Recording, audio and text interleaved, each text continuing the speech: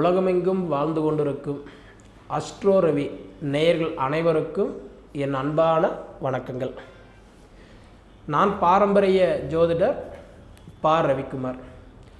இப்போ நாம் பார்க்கக்கூடிய ஒரு அற்புதமான தலைப்பு அப்படி பார்த்தா ஆவணி மாதத்துக்கு உண்டான தமிழ் மாத பலன்களை பற்றி தான் இந்த காணொலியில் பார்த்துட்ருக்குறேங்க.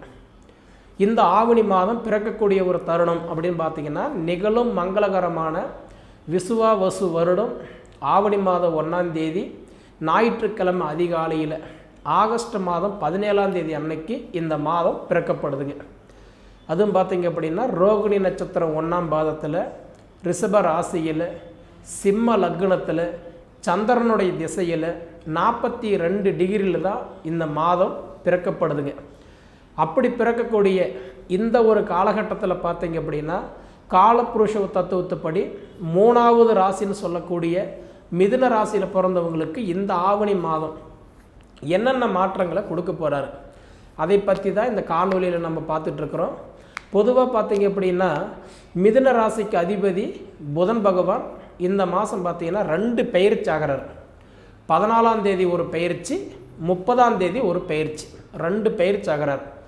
14ஆம் தேதி வரைக்கும் பார்த்திங்க அப்படின்னா உங்கள் வீட்டுக்கு அதிபதி புதன் பகவான் கடக ராசியில் சந்திரன் வீட்டில் இருக்கிறார். அப்போ உங்களோட ராசிக்கு 2வது பாவகத்தில் இருக்கிறார். தனஸ்தானம், குடும்பஸ்தானம், கல்விஸ்தானம், அதுபோக வாக்குஸ்தானம். இப்போ பொதுவாக ஒருத்தருக்கு நம்ம ஒரு வாக்கு கொடுத்துருப்போம், நான் இது உங்களுக்கு செய்கிறேன், நான் உங்களுக்கு கொடுக்குறேன், இந்த டேட்டுக்குள்ளார இதை நான் பண்ணி கொடுக்குறேன், நான் சப்போர்ட்டாக இருக்கிறேன்னு சொல்லி நீங்கள் ஒரு டேட்டு சொல்லியிருப்பீங்க. நிச்சயமாக பார்த்திங்க அப்படின்னா உங்களுக்கு நீங்கள் கொடுத்த டேட்டு இதுக்குள்ளார இருந்தால் கிட்டத்தட்ட இந்த ஆவணி 14ஆம் தேதிக்குள்ளார இருந்தால் கண்டிப்பாக உங்களுக்கு ஒரு அந்த வாக்கு நிறைவேறும். உங்களுக்கு நான் இந்த ஆவணி மாதம் 14 தேதிக்குள்ளார நான் இது உங்களுக்கு முடிச்சு கொடுக்குறேன் செய்யறேன்னு சொல்லி நீங்கள் சொல்லியிருந்தீங்கன்னா கண்டிப்பாக அந்த காரியம் சக்ஸஸ் ஆகிறதுக்கு ஒரு வாய்ப்பு உண்டு. காரணம் என்னென்னா இன்றைக்கி அந்த புதன் பகவான் உங்களுக்கு 2ஆம் இடத்துல வாக்குஸ்தானத்தில் இருக்கிறதுனால அந்த வாக்கு கண்டிப்பாக உங்களுக்கு நிறைவேற்றி கொடுத்துருவீங்க. சரிங்களா? அடுத்தது பார்த்திங்கன்னா 14ஆம் தேதிக்கு மேலே பார்த்திங்கன்னா கடக ராசியிலிருந்து சிம்ம ராசிக்கு போயிடுவார். அப்போ 14ஆம் தேதியிலிருந்து 30ஆம் தேதி வரைக்கும் அப்போ ஒரு 18 நாள் சிம்ம ராசிக்கு போயிடுவார். அப்போ 2ஆம் இடம் இன்றைக்கி இருக்க தனஸ்தானத்திலிருந்து தைரியஸ்தானத்துக்கு போயிடுவார். அப்போ அந்த டைமில் பார்த்திங்க அப்படின்னா உங்களுக்குள்ளார ஒரு மாற்றங்கள் எதிர்பார்க்கலாம். ஒரு தைரியத்தை வரவழைச்சி கொடுத்துருவீங்க. என்னால் முடியும், நான் பண்ணித்தரேன், நான் செய்கிறேன் அப்படின்ற அந்த தைரியம் உங்களுக்கு பிறந்துடும். சரிங்களா?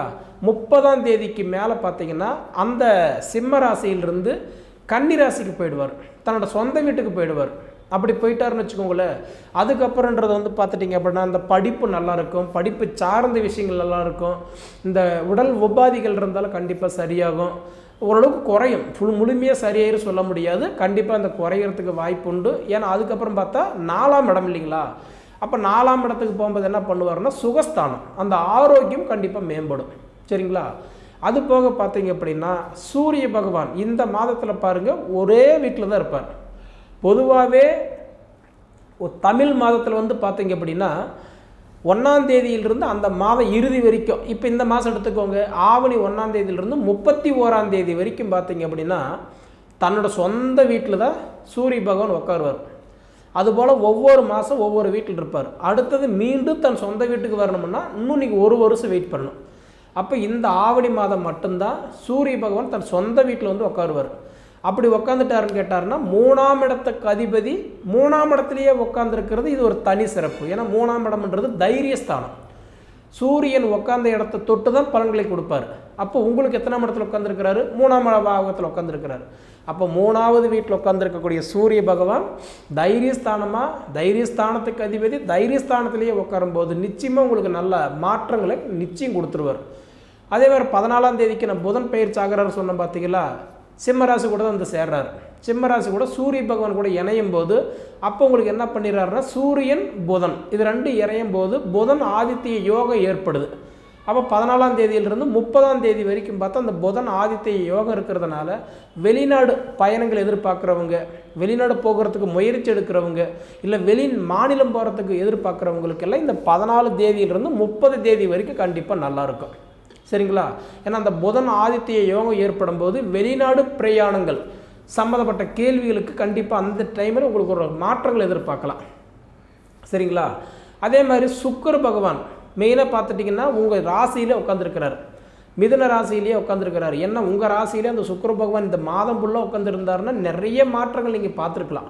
ஆனால் ஒரே ஒரு விஷயம் என்னென்னா, இந்த மாதத்தில் வந்து பார்த்திங்கன்னா அந்த உடைய சுக்கிர பகவான் வந்து 4 தேதி மட்டும்தான் உங்கள் வீட்டில் உட்காந்துருப்பார். ஏன்னா 4ஆம் தேதி நைட்டு பார்த்தீங்க அப்படின்னா மிதுன ராசியிலிருந்து அவர் வந்து எங்கே போகிறார், அடுத்தது கடகராசிக்கு போயிடுறார். கடகராசிக்கு போகிறவர் பார்த்தா அவரும் இந்த மாதம் 2 பெயர்ச்சி, 4ஆம் தேதி ஒரு பெயர்ச்சி, அடுத்தது பார்த்திங்கன்னா 30ஆம் தேதி ஒரு பெயர்ச்சி. அப்படி பார்த்திங்கன்னா 4ஆம் தேதிக்கு வந்து பார்த்தா மிதுன ராசியிலிருந்து கடகராசிக்கு போகிறாரு.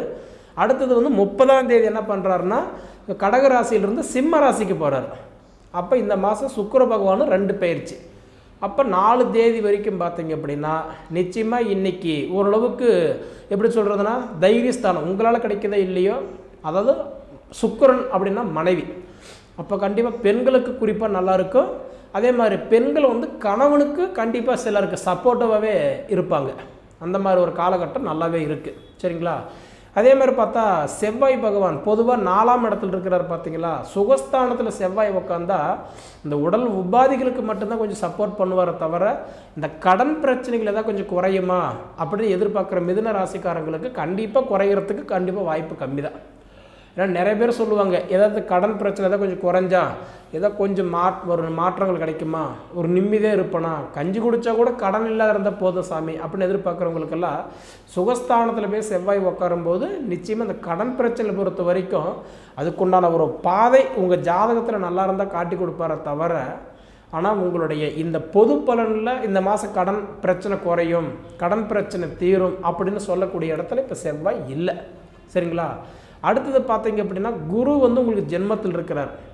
பொதுவாக பாருங்கள், குரு வந்து எப்படின்னா பார்க்குற வீட்டுக்கு மட்டும்தான் நல்லது பண்ணுவாரான்னு கேட்டால் கிடையாது. குரு வந்து இருக்கிற வீட்டுக்கும் நல்லது பண்ணுவார், பார்க்குற வீட்டுக்கும் பலன்களை செய்வார். அப்போ குரு வந்து பார்த்தா மிதுன ராசியில் இருக்கிறாரு, மிதுன ராசிக்கு ஜென்ம குரு நல்லது மட்டும்தான் பண்ணுவார்.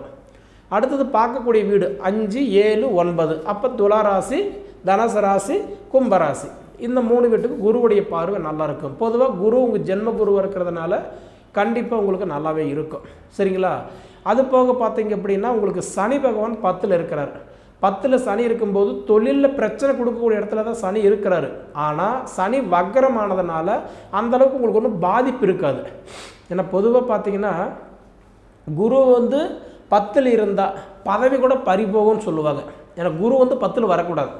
குரு 10ல் இருந்தால் நம்ம செய்கிற வேலையில் பிரச்சனை கொடுத்துருவார். அதுதான் 10ல் குரு இருந்தால் பதவி கூட பறிபோகும்னு சொல்கிறது. ஆனால் அதே மாதிரி 10ல் சனி வரும்போது என்ன பண்ணுவான்னா நஷ்டத்தை கொடுத்துருவான், தடை கொடுத்துருவான், குழப்பத்தை கொடுத்துருவான், வரவேண்டிய பைசா வராது, எடுத்தது எல்லாமே தடையாகும். மொத்தத்தில் நம்ம வந்து தொட்டது துலங்காது, வச்சது விளங்காது, எதிர்பார்க்குறது நடக்காது. இந்த மாதிரி ஒரு சுச்சுவேஷன். அதனால் பார்த்தீங்க அப்படின்னா 100% உங்களுக்கு 10ல் சனி இருக்கிறதுனால கெடுதல் தான். ஆனால் அந்த சனி பகவான் இயல்பு நிலையில் இருக்கும்போது, ஆனால் இப்போ வக்ரத்தில் ஆகிட்டார் இல்லையா, ஜூலை 13ஆம் தேதியே வக்ரம் ஆகிட்டார். அதனால் இந்த தொழிலுக்கு பாதிப்பு இருக்காது.